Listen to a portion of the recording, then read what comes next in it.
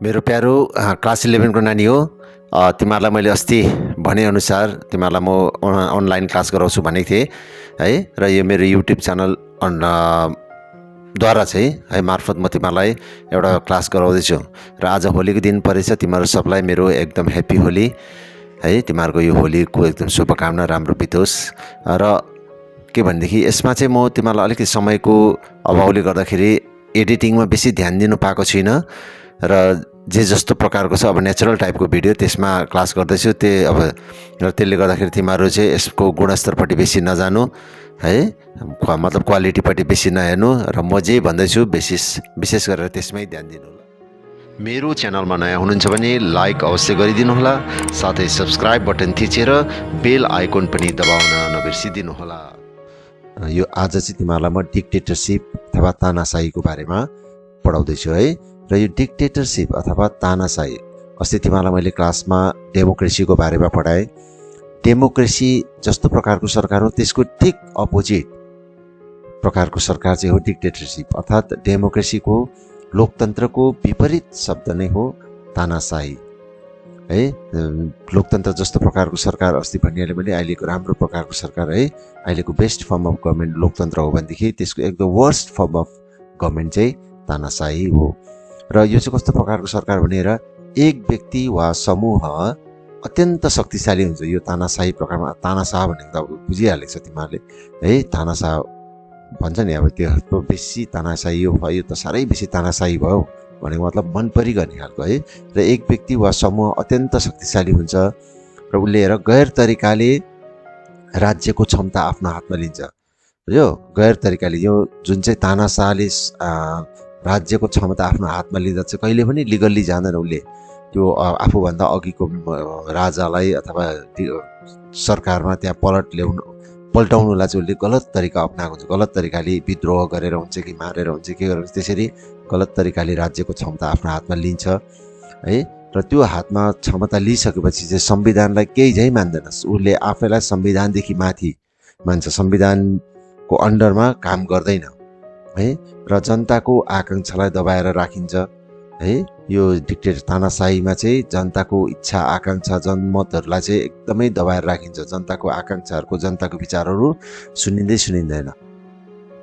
राज्यको जम्मै क्षमता है, एउटा राज्यमा अब कार्यपालिका हुन्छ, विधानपालिका हुन्छ, न्यायपालिका हुन्छ, त्यो सबै क्षमता तिनै प्रकारको क्षमता, त्यो बाहेक सैनिक क्षमता सब तानाशाहले एउटै हातमा उसकै हातमा लिएको हुन्छ। भन्नु मतलब कार्यपालिका, विधानपालिका, न्यायपालिका, कानुन बनाउने, लागू गर्ने, सजाय दिने काम सबै गरेर यो सबै डल्लै सैनिक पनि आफ्नो हातमा लिएको हुन्छ।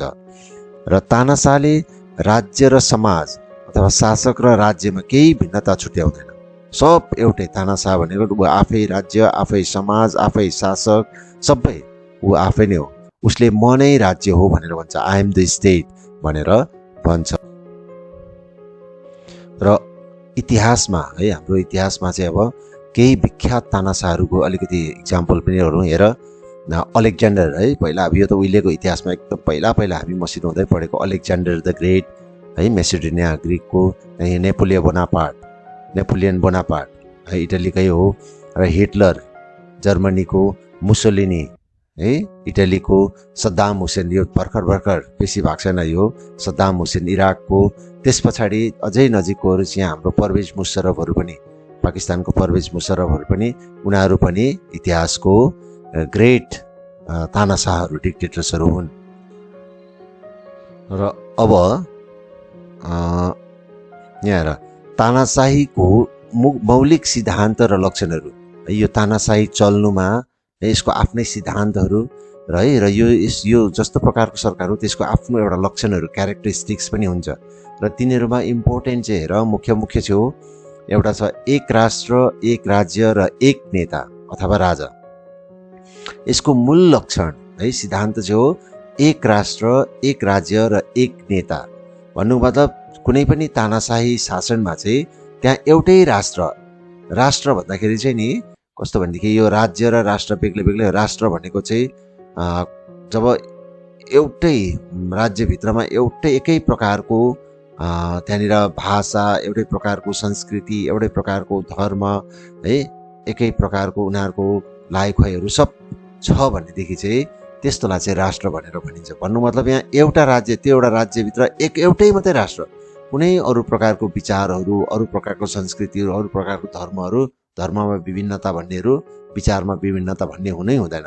सब एउटा राज्यमा बसेपछि एउटै प्रकारको विचारहरू हुनु पर्यो र उनीहरूको एउटै मात्रै नेता है। अब डेमोक्रेसीमा के हुन्छ, डेमोक्रेसीमा थुप्रो नेताहरू हुन्छ है। हाम्रो अहिलेकै उयोलाई हेरौँ न, भारतमा हेरौँ कति नेताहरू, कति प्रकारको नेताहरू छ। बिजेपीको आफ्नै, कङ्ग्रेसको आफ्नै, आपको आफ्नै, तृणमूलको आफ्नै, त्यस्तो प्रकारको नेताहरू हुन्छ। तर यहाँनिर चाहिँ तानाशाहीमा चाहिँ त्यो सब एलाउ छैन बुझ्यो। एउटा राज्य भएपछि त्यहाँनिर एउटै मात्रै नेता हुनु पर्यो है, जो डिक्टेटर छ, तानाशाह छ, र त्यहाँनिर एउटै मात्रै राष्ट्र। भन्नु मतलब त्यहाँ सांस्कृतिक रूपले, धार्मिक रूपले, वैचारिक रूपले, राजनैतिक रूपले, अर्थनैतिक रूपले सब एउटै हुनु पर्यो। र यसको दोस्रो लक्षण अथवा दोस्रो सिद्धान्त छ राज्यप्रति व्यक्तिहरूको अटुट आस्था है। यहाँनिर चाहिँ अब प्रजातन्त्रमा जस्तो आफ्नो आफ्नो विचारहरू लिएर त्यस्तो हुने होइन।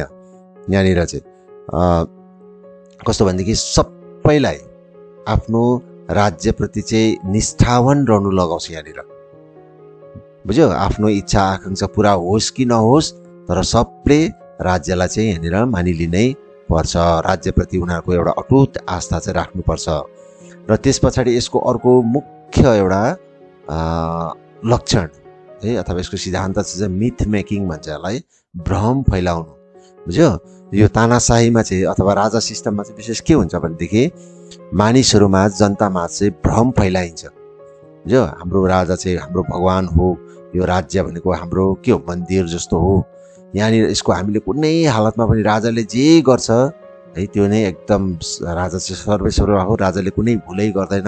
अब त्यस्तो प्रकारको सबै मिडियाहरू क्याप्चर गर्ने, न्युज पेपरहरू भयो है, टिभीहरू भयो, अरू जति पनि मिडियाजहरू छ त्यो सब क्याप्चर गरेर त्यसको माध्यमद्वारा चाहिँ राजा चाहिँ हाम्रो एकदमै राजाको कुरा मान्नै पर्छ, राजा चाहिँ भगवान हो भन्ने त्यस्तो प्रकारको यहाँनिर चाहिँ भ्रम फैलाइन्छ जनतामाझमा चाहिँ। राजाको आज्ञा मानेन भने चाहिँ ठुलो पाप लाग्छ, अथवा राजाको आज्ञा मानेन भने चाहिँ हामीलाई यहाँ मृत्युदण्ड पाउँछौँ। त्यो प्रकारको अनेक प्रकारको भ्रम फैलाएर चाहिँ राजा यहाँनिर शासन चलाइन्छ तानाशाहमा है। त्यो बाहेक अर्को छ आकर्षक नेतृत्व है। अब आकर्षक नेतृत्व भन्दाखेरि चाहिँ क्यारिस्मेटिक लिडरसिप भन्छ। यहाँनिर जनताको एउटा दिल जित्नुको लागि भनौँ न है, जनतालाई त अब त्यसै हुन्छ, जबरजस्ती पनि यहाँनिर जबरजस्ती गरिन्छ, तर पनि अझ अर्को प्रकारले है यहाँनिर के भने तानाशाहीले त अब जबरजस्तीसँग जनतालाई शासन त गर्छ, यहाँ त इच्छा आकाङ्क्षाहरू पूर्ण रूपले दबाउँछ। तर त्यसको साथसाथै पनि राजाले आफ्नो जुन जस्तो प्रकारको चलफिर गर्छ है, उसको जुन प्रकारको घुमफिरहरू गर्छ, त्यसमा राजाले अनौठो प्रकारको चालढालहरू गर्छ। उसले आफ्नो वेशभूषाहरूदेखि लिएर आफ्नो लाइखुवाइहरूमा, आफ्नो भाषणहरूमा अनौठो प्रकारको एकदम आकर्षक प्रकारको त्यसमा चलफिरहरू गर्ने, एक्टिभिटिजहरू गर्ने हुनालेदेखि त्यस्तो प्रकारले पनि जनताको आकर्षण चाहिँ उसले मतलब जनतालाई चाहिँ आकर्षित बनाउने चेष्टा गर्छ। र यो चाहिँ इम्पोर्टेन्ट यसको मौलिक सिद्धान्तहरू चाहिँ यिनीहरू हो है। र अब अर्को आयो तानाशाहीको विभिन्न प्रकारहरू है। र अब तानाशाही त भन्छौँ हामी, र यो तानाशाही पनि विभिन्न प्रकारको छ। एक नम्बर चाहिँ छ एउटै राजनैतिक दलको तानाशाही, यसलाई जस्तो हामी अङ्ग्रेजीमा भन्छौँ टोटलिटेरियन डिक्टेटरसिप। अब यो चाहिँ पार्टीगत राजनैतिक दलको तानाशाही। यो चाहिँ पहिलो विश्वयुद्ध र दोस्रो विश्वयुद्धको बिचमा चाहिँ युरोपमा जस्तो इटलीको है मुसोलिनी, जर्मनको हिटलरको जुन चाहिँ शासन थियो है, त्यो चाहिँ अब उनीहरूको पर्सनल शासन नभएर उनीहरूको पार्टीको तानाशाही। यो पार्टीको तानाशाही चाहिँ कस्तो भनेदेखि जर्मनको अब नाजी पार्टी है, हिटलरको पार्टीको नाम चाहिँ नाजी पार्टी, र यता इटलीमा चाहिँ मुसोलिनीको पार्टीको नाम चाहिँ फ्यासिस्ट पार्टी थियो। उनीहरूले त्यो दुईटा पार्टीको लिडर भएर चाहिँ उनीहरूले जस्तो प्रकारको शासन चलाए त्यसलाई चाहिँ भन्छ टोटलिटेरियन डिक्टेटरसिप। र यस्तो टोटलिटेरियन डिक्टेटरसिपमा चाहिँ यिनीहरूको विशेषता चाहिँ के हो भनेदेखि यहाँनिर चाहिँ व्यक्तिगत सम्पत्तिको उनीहरूले जोगाड गर्छ है, र यहाँनिर श्रमिक वर्ग गरिबहरूको चाहिँ एकदम शोषण गर्छ उनीहरूले, र व्यक्तिगत अलिकति पुँजीपति उनीहरूको चाहिँ त्यसको चाहिँ उनीहरूले रक्षा गरिदिन्छ अथवा सुरक्षा, व्यक्तिगत सम्पत्तिको चाहिँ उनीहरूले सुरक्षा गर्छ। र तल्लो वर्ग भनौँ न, गरिब वर्गहरूलाई चाहिँ यहाँनिर शोषण गर्छ। र त्यसबाहेक अर्को छ सर्वहाराहरूको तानाशाही है, प्रोलेटारिएट डिक्टेटरसिप। अब यहाँनिर अर्को प्रकारको सर्वहारा डिक्टेटरसिप चाहिँ कस्तो भनेदेखि यो चाहिँ मार्क्सिस्ट थ्योरीमा पाउँछौँ हामी है, मार्क्सिजममा पाउँछौँ। र अहिलेको अब लेटेस्ट भनौँ न मार्क्सिस्टको वर्ग आधारित समाजमा चाहिँ अब जुन चाहिँ प्रोलेटारिएट र बुर्जुवा है, सर्वहारा र माथिको बुर्जुवा, माथिल्लो क्लास, दुई प्रकारको वर्गहरू हुन्छ। र त्यो वर्गमा चाहिँ एक दिन यो माथिल्लो वर्गले तल्लो वर्गलाई है शोषण गर्ने क्रममा चाहिँ त्यो शोषण एकदमै ज्यादा, शोषणको मात्रा चाहिँ एकदम बेसी बढेपछि चाहिँ है उनीहरूमा वर्ग सङ्घर्ष, क्लास स्ट्रगल एकदम चरममा पुग्छ। र चरममा पुगेपछि उनीहरूमा तल्लो क्लासले चाहिँ, यो प्रोलेटारिएटहरूले चाहिँ है, सर्वहाराहरूले विद्रोह गर्छ। त्यो विद्रोह गरेपछि चाहिँ माथिल्लो बुर्जुवालाई तहस नहस बनाएर चाहिँ उनीहरूले जब सर्वहाराहरूले जब शासन चलाउँछ त्यसलाई त्यो चाहिँ भन्छ सर्वहाराहरूको डिक्टेटरसिप अथवा प्रोलेटारिएट डिक्टेटरसिप भनेर भनिन्छ। अब त्यहाँ अर्को प्रकारको आयो डिक्टेटरसिप चाहिँ सैनिक तानाशाही अथवा मिलिटरी डिक्टेटरसिप है। यसमा चाहिँ अब सैन्यले, सेनाको अधिकारीले अथवा सेनाको जो लिडर छ है, उसले आफ्नो सेनालाई कसरी हुन्छ भड्काएर के गरे हुन्छ, सरकारको अथवा राजाको अगेन्स्टमा है, राजाको विरुद्धमा विद्रोह गरेर चाहिँ उनले राज्यको क्षमता हातमा लिन्छ है। र त्यो प्रकारले राज्यको क्षमता हातमा लिएर चाहिँ उसले शासन चलाउँछ। यसलाई चाहिँ भन्छ सैनिक तानाशाही। अब यसको चाहिँ बेस्ट इक्जाम्पल हामी टाढो जानु पर्दैन, केही वर्ष अघि नै पाकिस्तानमा है हाम्रो परवेज मुशर्रफले यसरी हठात त्यहाँको गभर्मेन्टलाई हटाएर गए, त्यहाँको शासकलाई हटाएर चाहिँ उसले आफ्नो पाकिस्तानको पावर चाहिँ आफ्नो हातमा लिएको थियो। त्यसलाई चाहिँ भन्छ सैनिक तानाशाही। अच्छा, र अब तानाशाहीको गुणहरू है, तानाशाही यस्तो होइन कि तानाशाही एकदमै कन्डेमनेबल है, एकदमै यसको नकार्नु पर्ने खालके उयो पनि, यसको थुप्रै गुणहरू पनि छ। यो नराम्रो प्रकारको सरकार भए तापनि यसको गुणहरू थुप्रै प्रकारको छ। अब यसमा के हुन्छ भनेदेखि तुरन्त कारबाही गर्न सक्छ। अब डिक्टेटरसिपमा चाहिँ सरसल्लाह, डेमोक्रेसीमा जस्तो सरसल्लाह त्यो बिल पास गर्नुपर्ने, कुनै पनि डिसिसन लिनुलाई, निर्णय लिनुलाई त्यस्तो केही पर्दैन। सब क्षमता चाहिँ उसको हातमै हुन्छ है, तानाशाहीको हातमा हुन्छ। त्यसले गर्दाखेरि त्यहाँ तुरन्त कारबाही गर्न सकिन्छ है, कारबाही छिट्टो। र यसको अर्को एडभान्टेज भनौँ अथवा मेरिट चाहिँ छ सङ्कटकालीन अवस्थालाई सम्हाल्नु अनुकूल है। र यो तानाशाहमा चाहिँ कुनै प्रकारको सङ्कट आइपऱ्यो भनेदेखि है, बाहिरी आक्रमण अथवा भित्र कुनै प्रकारको विद्रोहहरू भइहाल्यो भनेदेखि चाहिँ त्यस्तो प्रकारको राष्ट्रिय सङ्कटहरू सम्हाल्नुलाई चाहिँ एकदम यो अनुकूल छ है। यहाँ किनभने कसैलाई सरसल्लाह गर्नु परेन है, तानाशाहले कसैको अनुमोदन लिनु परेन, ऊ आफै नै डिसिसन लिनुपर्ने हुनाले गर्दाखेरि उसले झट्ट डिसिसन लिएर यो सब आपतकालीन अवस्थाहरूलाई उनले सम्हालिहाल्छ है। र यसको अर्को चाहिँ हो अब योग्य सरकार प्रदान गर्छ है। तानाशाहीमा चाहिँ कोही बेला हामीलाई लाग्छ नि अब डेमोक्रेसी त कस्तो प्रकारको सरकार, कुनै पनि डिसिसन यहाँ ठिकसँग हुँदैन, छिट्टो हुँदैन है, पर्खिरहनुपर्छ। तर तानाशाहीमा चाहिँ त्यस्तो हुँदैन। तानाशाहीमा चाहिँ उसको नै सम्पूर्ण क्षमता ऊ तानाशाहसँग हुनाले गर्दाखेरि चाहिँ उसले योग्य प्रकारले सबै निर्णयहरू लिन्छ है। र यहाँनिर चाहिँ योग्य सरकार चाहिँ हामी पाउँछौँ तानाशाहीमा चाहिँ। र अर्को यसको एडभान्टेज के छ भनेदेखि विरोधितालाई चाहिँ जराइबाट उखेल्छ यहाँनिर तानाशाहले चाहिँ कुनै पनि प्रकारको विरोधिता है, उसको अगेन्स्टमा कुनै प्रकारको विचारहरू, कुनै प्रकारको मतहरू चाहिँ उसले मान्दैन, उसले जराइबाट चाहिँ यसलाई उखेल्छ। यहाँनिर चाहिँ अब के भने तानाशाहीले चाहिँ कुनै पनि प्रकारको विरोधितालाई चाहिँ उसले सहन गर्दैन है। विरोधी विचारहरू यहाँनिर एकदमै मान्दैन। त्यसो हुँदाखेरि चाहिँ उसलाई अरू विरोधी विचारहरू नभएकोले गर्दाखेरि यहाँनिर शासन गर्नु उसलाई सजिलो हुन्छ है। त्यहाँदेखि अब अर्को छ राष्ट्रिय एकता है। यहाँनिर चाहिँ अब जनताले चाहेर होस् अथवा नचाहेर होस् होइन, राजालाई उसले चाहेर होस् चाहे नचाहेर होस् राजालाई सपोर्ट गर्नै पर्यो। उनीहरूको तानाशाहलाई चाहिँ उसले सपोर्ट गर्नै पर्यो, उसको विरोधमा जानै सक्दैन। त्यसो हुँदाखेरि चाहिँ सबै जनताले उनीहरूले आफ्नो नेतालाई चाहिँ एउटा नेतालाई आफ्नै नेता मान्नै पर्छ। यो हाम्रो राज्य, यो हाम्रो नेता भनेर उसले मान्नै पर्छ। त्यसो हुँदाखेरि चाहिँ यहाँनिर चाहिँ राष्ट्रिय एकता भन्ने कुरो चाहिँ पाउँछौँ। वेरेज अब डेमोक्रेसीमा चाहिँ है लोकतन्त्रमा चाहिँ त्यो सब एउटा पार्टीले के भनिरहेको हुन्छ त्यसको विरोधमा अर्कोले बोलिरहेकै हुन्छ, जहिले पनि विरोधिता यहाँ हुन्छै हुन्छ। त्यसो हुँदाखेरि राष्ट्रिय एकता चाहिँ लोकतन्त्रमा हामी नपाएको जस्तो भान हुन्छ। तर यहाँनिर तानाशाहीमा चाहिँ अब चाहेर होस् चाहे नचाहेर होस् त्यहाँनिर चाहिँ राष्ट्रिय एकता चाहिँ सबै राष्ट्र चाहिँ एकजुटतामा जुटेको हुन्छ, एकतामा जुटेको हुन्छ। र अब यसको अवगुणहरू है, तानाशाहीको अवगुणहरू। अब त्यसको केही गुणहरू भए तापनि र तानाशाहीको चाहिँ अवगुणहरू थुप्रो छ है। आजकल चाहिँ किनभने यो एज चाहिँ अब यो युग त डेमोक्रेसीको अथवा लोकतन्त्रको युग हो, प्रजातन्त्रको युग हो। र यहाँनिर आजकल चाहिँ अब डिक्टेटरसिपहरू विश्वबाट प्राय हराएर गएको छ। त्यसको कारण के हो? त्यसको थुप्रो अवगुणहरू छ। अब ती अवगुणहरू चाहिँ मुख्य अवगुणहरू चाहिँ हेर के हो? अधिकार स्वतन्त्रताको हनन है। तानाशाहीमा चाहिँ जनताको अधिकार स्वतन्त्रताको पूर्ण रूपले हनन हुन्छ। यहाँनिर जनताको बोल्ने अधिकार, घुम्ने अधिकार, जस्तो डेमोक्रेसीमा थुप्रो मौलिक अधिकारहरू हुन्छ, त्यो सब अधिकारहरू चाहिँ तानाशाहीमा पाउँदैन। जनताको कुनै प्रकारको अधिकार, स्वतन्त्रता, समानता भन्ने कुरोहरू चाहिँ त्यहाँनिर हुँदैन। अब यहाँनिर विकृत राष्ट्रवादको विकास है। अब राष्ट्रवाद हेर, राष्ट्रवाद भनेको चाहिँ कस्तो भनेदेखि सबै हामी एक हो हैन, हामी एउटै भाषा बोल्ने, एउटै धर्म मान्ने, एक प्रकार मतलब हामी एक हो भन्ने जुन चाहिँ फिलिङ्स हुन्छ है, त्यो जुन चाहिँ मान्छेको मनोभाव हुन्छ, त्यसको चाहिँ विकृत रूप चाहिँ यहाँनिर विकृत रूपको विकास गर्छ तानाशाहीले चाहिँ।